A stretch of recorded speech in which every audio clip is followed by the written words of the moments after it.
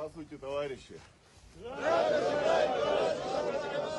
Главные цели и задачи этих учений – взаимодействие руководителей, командиров подразделений, частей, приближенных к реальным боевым условиям.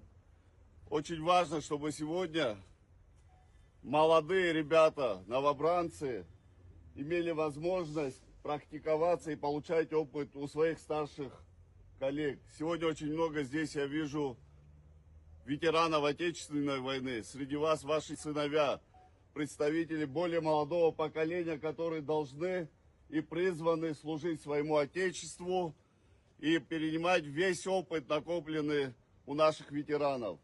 Дорогие друзья, очень важно в современном мире, вы видите все, что происходит вокруг нашего государства, все сложности, с которыми сталкивается мир. Сегодня во многих странах мира появляются новые очаги войны, и в этом смысле, к сожалению, спустя 32 года у нас сохраняются все те же угрозы.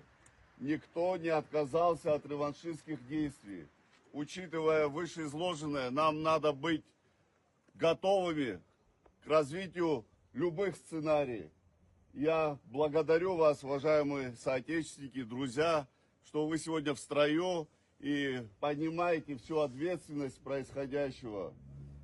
Пусть в Абхазии будет всегда мир, здоровье, благополучие всем нашим соотечественникам. Уверен в том, что вместе мы обеспечим безопасность нашего государства.